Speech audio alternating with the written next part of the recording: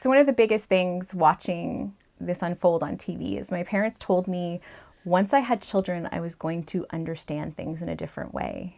And I always joked and said, no, no, no, it's not going to change. Nothing's going to affect how I feel. They were right. Watching the children has probably been the hardest thing, watching parents say goodbye to their children and then turning around and going back into the Ukraine. Children shouldn't have to see that. They shouldn't have to go through that at all. And I think that we take that for granted here in Canada, how lucky we are. And I don't know what I would do in that situation.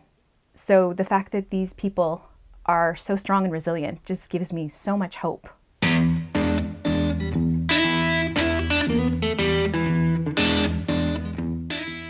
My connection to Ukraine is largely through my own band.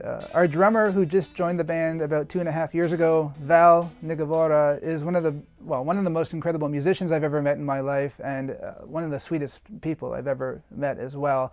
He just came over from Ukraine about 5 years ago. My godmother, Luba, is also of Ukrainian descent. She has relatives over there right now. And our bass player, Martin Newman, his wife's grandparents are from the Ukraine as well.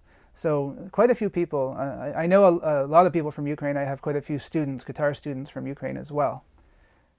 For me as a musician, the one thing I know how to do really well is write songs and play the guitar. So I figure in times like this, people need the power of music to be drawn together.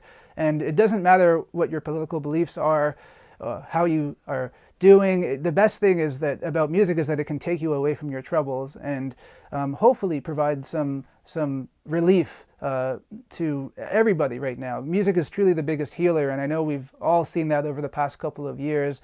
I think right now we need it more than ever.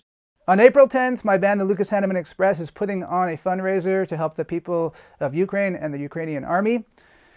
The fundraiser is going to be at the Brass Monkey on April 10th from 1 until 4:30 p.m. We've got a great band, Bone Cat, who's opening the show, followed by a set by yours truly, the Lucas Haneman Express.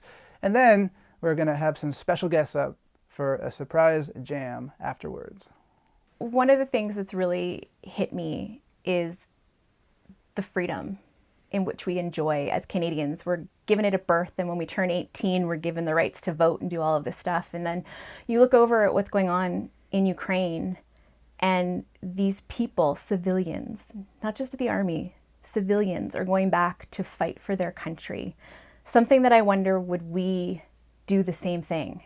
I don't know. I don't know what I would do in this situation. They're up against Putin, who is somebody that has no soul as far as I'm concerned, to, during a pandemic, go after a country that has done nothing, absolutely nothing, is just horrendous. And the fact that for the first time in hundreds, if not thousands of years, the president of the Ukraine is actually fighting. He's not just hiding behind something, he's actually in the front fighting with his people. That just speaks volumes, and it just really makes me hopeful for them. And I hope that they are able to come out of this.